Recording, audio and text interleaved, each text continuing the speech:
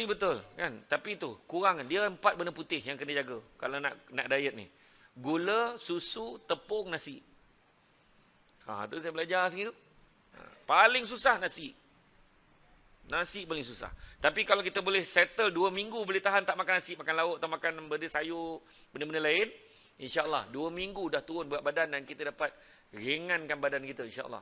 Lepas 2 minggu kita dah rasa okey. Tapi kalau lepas 2 minggu tu kita makan nasi balik, badan kita akan lagi cepat naik daripada sebelum. Alhamdulillah, saya dah start berhenti makan nasi, last saya makan nasi malam tadi. Malam ni tak makan kot, cik ni kolok dah malam ni. Wow, tapi tu diet kan, buah tamar. Bayangkan, rupanya makanan yang paling sihat antara makanan yang sihat, makanlah. Kan? Hari ni macam-macam makanan gitu. Tuan-tuan kena jaga makanan ni. Kat luar sana banyak sangat makanan-makanan junk food sekarang ni, restoran yang apa tu macam-macam betul. Tuan-tuan kena cek betul. Bukan semua boleh makan.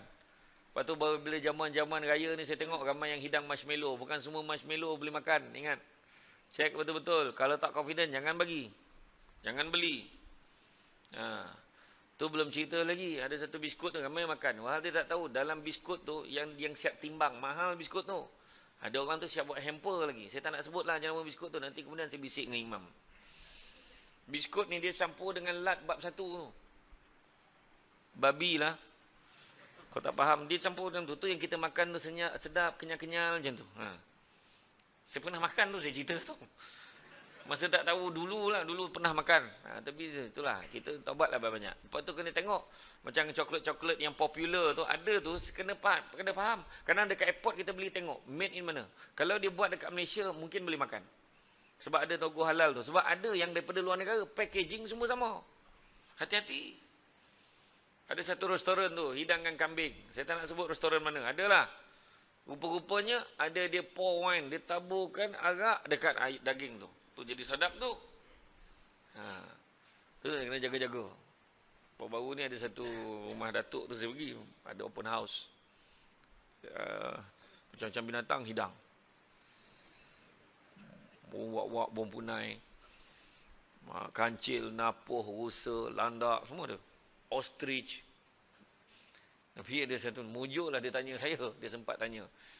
Ustaz, komodo boleh makan tak? Dia kata. Kalau tidak ikut hati dia nak hidang komodo juga. Saya kata tak boleh. Kata. Kan? Kena tengok sifat dia. Melainkan darurat boleh makan. Tapi janganlah sesaja nak bagi. Jangan. Dop lain. Dop tu biawak padang pasir. Jenis tu saja yang boleh. Sesaja nak makan. Tengok. Saya dah terbayang kalau menyarap biawak tu dekat atas meja tu macam mana lah kan. Betul. Jaga makanan kita tu jaga. Kemudian kan periksa lah adakah hamba-Ku tu punya solat sunat dicukupkan dengan apa tu kurang bersolat fardu, demikianlah keadaan amalan lain. Hadis riwayat At-Tirmizi. Maknanya amalan-amalan sunat yang akan bantu kita. Kita akhirat jumpa kita minta tolong dengan nabi-nabi lain, semua tak boleh tolong. Jumpa nabi kita nak minta syafaat. Ya Rasulullah bantu aku, ya Rasulullah bantu aku, ya Rasulullah. Masa tu nabi tengok. Aku macam pernah dengar suara dia ni. Sama ada pernah dengar ataupun tahu kenal kita sebab amalan sunat kita. Pernah dengar suara ni. Rupanya dia pernah selawat untuk aku. Dan ada orang selawat pun tak nak. Nabi sebut al-bakhilu allazi zukirtu indahu falam salli alaihi. Orang yang paling qadakut adalah bila dia sabut nama aku dia tak nak selawat. Senyap, sombong dengan Nabi. Itu sebabnya. Yang ketiga, amalan yang ketiga. Menyelesaikan semua hutang piutang. Hutang-hutang kau dah settlekan. Roh seorang mukmin yang beriman atau roh seorang syuhada akan tergantung di antara langit dan di bumi kerana hutang yang belum diselesaikan. Jangan tangguh-tangguh untuk membayar hutang. Apabila mempunyai wang yang cukup, terus membayarnya. Salah satu perkara yang menakutkan ialah apabila hutang itu tidak dapat diselesaikan. Bila mana orang yang masih menanggung hutang itu mati dan meninggal dunia keadaan hutang belum diselesaikan, tiba-tiba meninggal, hutang tu dia tak selesaikan dan masalah hanya anak-anak, isteri atau pewaris tak tahu pun tentang hutang-hutang itu. Itu sebabnya kadang-kadang bila usung jenazah tu kan, kadang-kadang sebelum angkat, wakil keluarga sebut kalau ada hutang piutang arwah ni, bolehlah tuntut kepada kami dan kalau nak halalkan tu pun lebih baik. Tapi kalau nak jumpa saya atau jumpa ahli keluarga ni, dia sebut kan, sebab nak beritahu pentingnya hutang ni. Malahan, orang yang meminjam dengan niat tak nak bayar. Nabi kata orang tu akan dihimpunkan akhirat besok di kalangan perompak penyamun. Pencuri. Sebab pencuri ambil barang niat tak nak pulang. Macam tu juga orang meminjam. Akhir zaman ni salah satu tanda akhir zaman, orang yang bagi pinjam pula segan dengan orang yang meminjam. Perasan tak tu? Dia meminjam relax, kita pula malu dengan dia. Nak cakap ke tidak? Nak cakap ke tidak? Nak minta ke tidak? Dah lama sangat dah ni. Kita pun cakap, Assalamualaikum, salam. Nak tanya, tanyalah. Duit 1,000 yang kau pinjam dulu, bila nak pulang? Ada ke aku pinjam? Tu tak tahan tu. Dia boleh tanya pula kita, ada ke kita pinjam? Ada tak dia pinjam? Bayangkan tu. Tu dah dia. Selesaikan. Dari Abi Hurairah radhiyallahu anhu katanya, telah bersabda Rasulullah SAW yang bermaksud, roh seorang mukmin itu tergantung-gantung, dihalang daripada tempat yang mulia, sebab hutangnya sehinggalah hutang itu dilunaskan. Itu sebabnya orang yang nak pergi haji, nak pergi Mekah tu kan, nak pergi, tak kisahlah pergi travel jauh-jauh, tulis narai hutang tu. Ni dengan ni hutang banyak ni hutang banyak ni, hutang banyak ni. Pesan kat anak, pesan kat waris. Kalau mak tak ada besok, kalau abah tak ada besok, ni hutang-hutang ni tolong selesaikan mana yang boleh. Duitnya pun ada mak siapkan. Contoh, hantu lagi baiklah. Tolonglah settle, kau pandailah settle kan. Mak tak ada duit kata. Kan, contoh lah kan. Tak kisah, tapi kena maklumkan tentang hutang tu.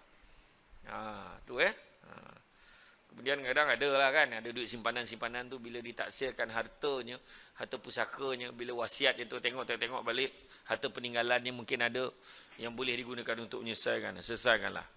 Yang keempat, perbanyakkan sedekah jariah. Tu kita cerita tadi awal-awal tadi kan. Perbanyakkan. Termasuk dalam kategori sedekah jariah adalah harta yang diwakafkan, termasuk tanah, rumah, kebun dan lain-lainnya. Orang Melayu Islam di Malaysia ni buat wakaf ni kurang sangat. Sedangkan yang itu adalah satu pahala yang permanen, yang paling mudah nak buat sebenarnya. Ada tanah, wakafkan untuk pusat tahfiz, bagi, gunakan. Kan?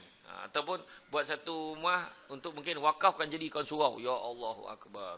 Jadikan masjid, lebih lagi. Ada duit, kita kalau ada duit lebih, buat je. Sebab itulah dia kan, kerana selagi mana ada peluang, buat baik, buatlah. Orang yang mati tu, kalau boleh peluang hidup 5 minit, jadilah. Bila dia boleh hidup 5 minit, dia bukan cari saudara mara, dia akan cari tempat dia boleh sedekah. Sebab apa? Itu je yang boleh bantu dalam kubur, boleh bantu akhirat. Misalnya, seseorang tu mewakafkan bangunannya untuk tujuan-tujuan awam. Tak kisahlah untuk sekolah, untuk asrama, untuk hospital, masjid, tujuan-tujuan yang baik, untuk kebajikan seumpamanya, insya-Allah Allah Ta'ala akan berikan ganjaran sewajarnya. Mendirikan bangunan untuk kepentingan awam yang dihalalkan Islam juga merupakan satu sedekah jariah, bantu mana yang boleh. Dari Abu Hurairah radhiyallahu anhu, Rasulullah SAW ada bersabda yang bermaksud, apabila seorang itu mati, putuslah amalannya, melainkan 3 perkara itu: sedekah jariah, ilmu yang memberi manfaat kepada orang lain, atau anak yang soleh yang berdoa untuknya. Hadis riwayat Bukhari dan Muslim. Itu yang keempat.